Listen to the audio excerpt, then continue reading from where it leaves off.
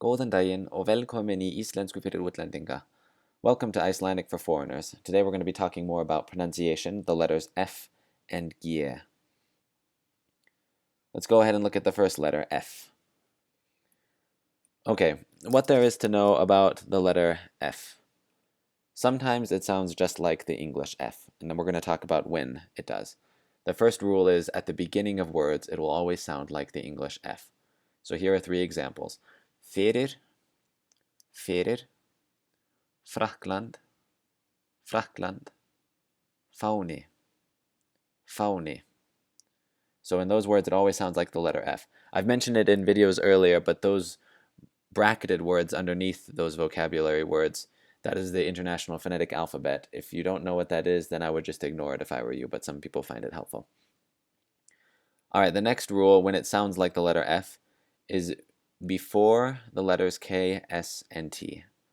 So I have some examples here. The word aftur, aftur, which means again, ofsa, ofsa, and oft, oft. So in those words, it also sounds like an F. The last scenario where it sounds like an F is when it's doubled. I've mentioned this in earlier videos. Certain Icelandic consonants can be doubled, and that means that we hold the consonant sound for longer. So here are two examples. Gaffall, gaffall. So the F is held longer and it makes the F sound, the F sound. And the next word, Sofia, Sofia. All right, now sometimes the F can make different sounds. Sometimes it can sound like the letter P, which I know is bizarre, but the rules are fairly straightforward at least. So it sounds like a P before the letters L and N. So here are some examples. The first one, skopla, skopla. Hafna, hafna. And the last one, apl, apl. And finally, generally the letter F will sound like the English V. So in scenarios where one of the rules that we just talked about doesn't apply, it will sound like the letter V. So in these words, avi, avi, which means grandpa. Havði, havði, which means had. And have, which means ocean. All right, and that does it for the letter F, so let's go ahead and move on to the letter G. In my opinion, the letter G is one of the most complicated letters in Icelandic because there are so many different ways that it can sound depending on its environment in the word. But we're going to go over three basic rules real quick for the letter G, and then after that we're going to go into more advanced rules, and I'm going to actually recommend that if you're just getting started with Icelandic or if you don't have a lot of exposure, that you just stop after the first three rules. And only those who have been speaking it or at least listening to it for a long time should move on. All right, so what to know about the letter G, or the letter G? First of all, at the beginning of words, it sounds like the English G. So here are some examples. Gata, gata, which means street. Góður, góður, which means good. And gott, gott, which is the neuter form for good. So in those cases, it basically sounds like the English G. Next, the letter G can be doubled, like other consonants in Icelandic. And when it is doubled, it sounds more like a K. So here are some examples. Ek, ek, which means egg. Vekkur, vekkur, which means wall. And skokka, skokka, which means to jog. So in these words, the G makes more of a K sound and it's also doubled. It's held for longer. Skokka. All right, the last rule for the letter G is between vowels and at the end of words, it has a new sound, which we're going to call the soft G. So in these three words, you can see where it would happen. Now this sound, I'm going to read the first word for you and listen to the sound. Saga, saga. A tip for making this sound, make the G sound many times like g, g, g, and then make it lighter where you're not having as much contact in the back of your mouth. Ra, ra, ra, ra, ra, ra.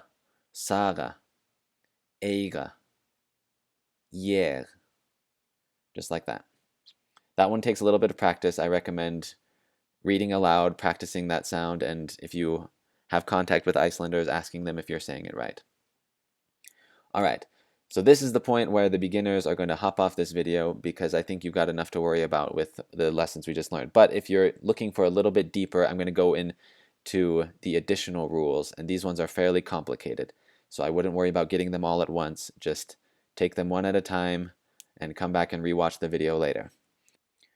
All right, the first of the additional rules is the letter G before front vowels. Icelandic has 5 of what are called front vowels: ye, I, and I. And anytime the G appears before them, you're going to pronounce it ge, ge. So here are 3 words. The first one is gera, to do, gera. And we're going to pronounce that as if there were a J right after the G, gera. The next one, vekir, vekir. And gæta, gæta. This rule is subtle, but it's actually very important. It's very apparent to an Icelander that you're a foreigner if you pronounce the word gera with a regular G instead of gera. All right, the next rule is the combination RG, NG, GL, GN. In these cases, the G sounds more like a K. So here are the examples. Margir, margir, which means many. Langar, langar, wants. Hakla, hakla means hail. And fagna, fagna means to celebrate. All right, the third rule, when you see the letters G and J written between vowels, you're just going to pronounce it like a J. So here are some words: seia, seia, and fleia, fleia. So GJ between vowels. This does not apply if we have 2 G's and then a J. That's just pronounced like the regular double G. Vecchia, vecchia. All right, the next additional rule is the combinations AGI, EGI, IGI, OGI, and UGI. The G is also pronounced just like a J. So here are some common words. The first one, daginn, as in góðan daginn, good day. Daginn, that G is just going to be pronounced like a J. Yeah, yeah. The next one, segi, segi, as in ég segi gott, I'm doing well. Stigi, stigi. Kópavogi, Kópavogi. Dugir, dugir. All right, the next one, the combination GT sounds like ch, ch. And I wrote it with the phonetic symbol, but that might be confusing to you, so just remember it's the ch sound, like in the words sacht, sacht, and lacht, lacht. Okay, and the last additional rule is in the combinations augie, ogie, and ugie. The G just disappears. In fact, it ends up sounding more like a W. So in these 3 words, listen closely. Thaua, thaua. No, no. Rua, rua. All right, and that's it for the letter G. I know that there was a lot there, but like I said, I recommend just taking it one step at a time. Come back and rewatch the video later. Start practicing them now. When you see things that are written in Icelandic, pronounce them to yourselves, pronounce them out loud so that you can practice these different rules. Then come back and rewatch the video and get the ones down that you missed. Don't forget to like and subscribe. Thanks for watching. Bless, bless.